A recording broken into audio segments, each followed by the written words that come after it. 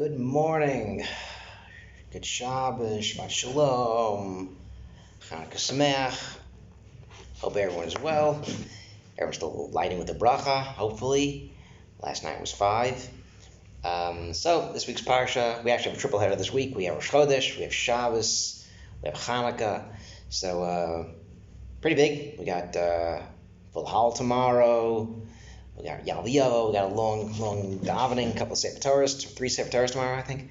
So big operation, but it's also Miketz. And it's an interesting question that Chanukah tackles, which I heard years ago in San Antonio. So, famous question that first we talk about. First of all, everyone discusses how could Yosef, who's known as a B'tuach B'Hashem, how could he turn around and look for help from the Sar Mashkim? But the question that really doesn't get asked is, how could the Sar Mashkim forget Yosef? You have the Sar Ophim, you have the butler, you have the wine guy in prison, and they're freaking out, they're all depressed, and Yosef helps them out tremendously, except for the butler guy, who doesn't really get helped too much, being dead and all. Sar Mashkim forgot. How you forget him? He literally was his friend. He literally helped him out, gave him advice. So the Chanukah talks about 2 points. The first point he talks about is it's great in prison. You have your friends, you have your people, and that's fantastic. But when he left prison, he left that world behind. So being friendly to this Jew and promising something and you help me, I'll help you out, that's great. But now that he was in this great power, this great position again, serving drinks to Paro, most powerful man on the planet, and seeing him every day, giving him the wine every day, he's not going to now bend over backwards to help out some Jew, some guy in prison. So, and Chanukah says this is literally today. You have friends, and then the second that you go higher in status, you forget your former people, just like Jerry's parents. Once they get the Cadillac, all the friends thought that the Seinfeld was too good for them, and they obviously impeached Morty, and that's how the story goes. San Antonio. So 6 years ago, I happened to be in San Antonio around this time of year. It was actually Super Bowl Sunday, the Super Bowl that Matt Ryan blew against the Patriots. And Super Bowl was in Houston, and I was in San Antonio, not too far. And it was like a half a minute to maybe drive to Houston. Turns out I didn't do it. And that weekend, Rabbi Lau, Shomer Lau, the former chief rabbi of Israel, was in Eretz Yisrael, was in San Antonio. There was a shul dinner the week before, and they flew Rabbi Lau to come and speak at the dinner. And I'll never forget this. He spoke in shul, big shul in San Antonio, big operation there, and he talked about not exactly this point, but about Yosef. Moshe carries the Atzmas Yosef, and Rabbi Lau asked the question. This is, why would Yosef carry the Atzmas Yosef? Each Shevet carried their own leader's bones. Shevet Yehuda carried Yehuda's bones through the Midbar 40 years, and Dan carried Dan's.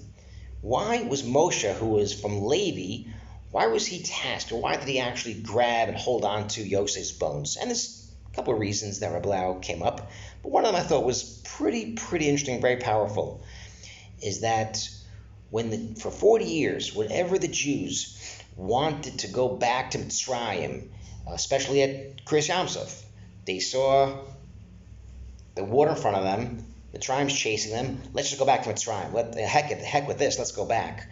And Moshe, carrying the bones of Yosef, he gave them a very powerful lesson.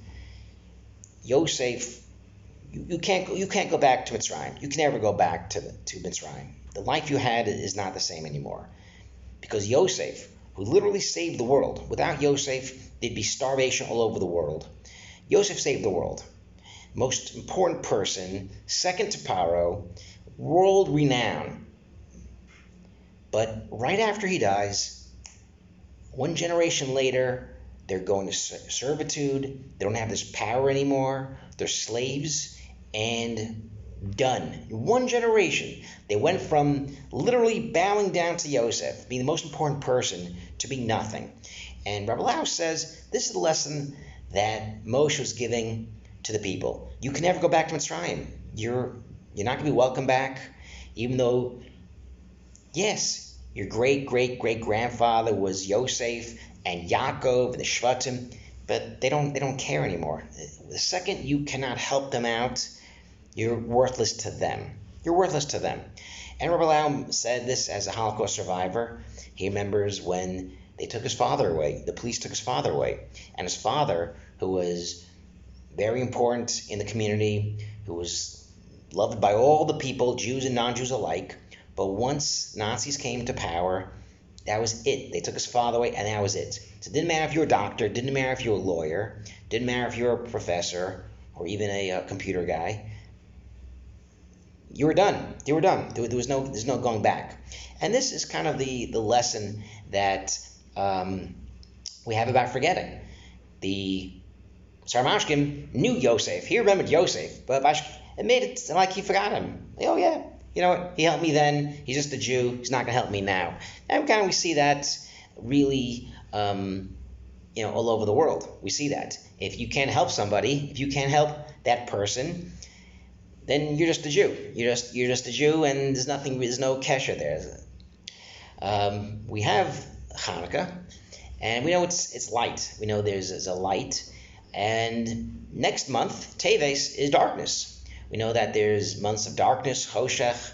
The Sefer Tzira calls it the month the animal Seir was created in this month. A Seir, a goat, is black. Some of them are dark, not all of them. But there's a certain darkness and a blackness that spreads in the world, especially this month. Asar B'Teves, which will be fasting pretty soon to get those calories back from all the donuts.